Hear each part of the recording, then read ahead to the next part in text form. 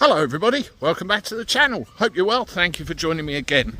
You can see it's a sunny day outside. I'm just on my way back from the post office and the grocery store for a bit of lunch. Thought I'd do a walkie-talkie. You know, it's very interesting watching people's different points of view with regard to their voting intention, what they're going to do, how they feel and what they believe. It's amazing. I saw two videos today, one by Richard Vobes and one by Paz, and I'll leave a link to both in the description. Paz talks about, you know, that he's going to vote reform and why. You know, that's somebody that believes in something, somebody that wants something different to happen. No problem with that. Or you've got the other side of things, Richard, who, like a lot of us, including me, is so disenfranchised with the system.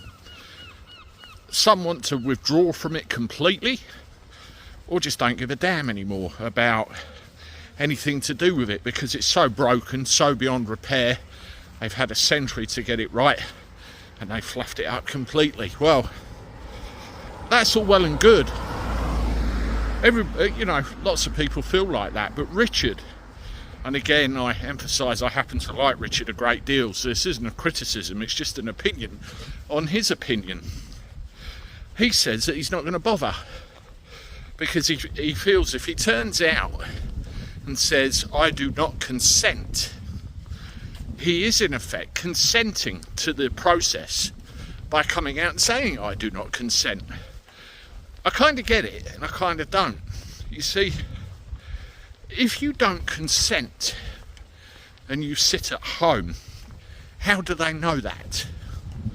I get the whole sovereign movement, I get the whole I want to be free of this tyranny, I do, but because of the way it is, because of the way it is set up, they still believe you are part of the system. They still believe you are a number and they will count you as such.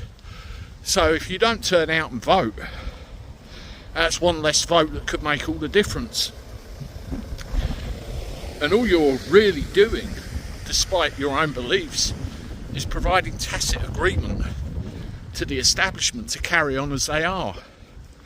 So while I understand the point of view, and while I understand he's probably not alone in thinking that, I do believe that as many people should get down that polling booth as possible on the 4th of July and either vote reform, if that's your choice, or if you really are up to here with it, with the whole system, then not consenting is the way to go. Not none of the above, not none of these, not what a load of old cobblers or anything like that. Simply, I do not consent.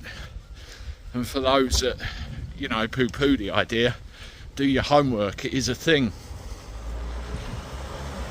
Two by-elections, recent by-elections we had, including Wellingborough, and by the way, the Conservative candidate for Wellingborough in the last election is standing in my constituency. I wonder what the hell she knows about the place, probably not a lot.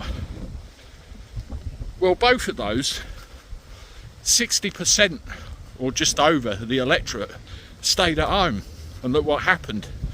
MPs returned on a very, very small majority. So that 60% that didn't, for whatever reason, even if they are disenfranchised, need to get their backsides out and go and make that difference either way. It's my opinion for what it's worth. Anyway, let me know what you think in the comments. Hit the like button, subscribe to the channel, and as always, if you're on social media, I wouldn't mind a share. I look forward to talking to you again soon. Toodaloo.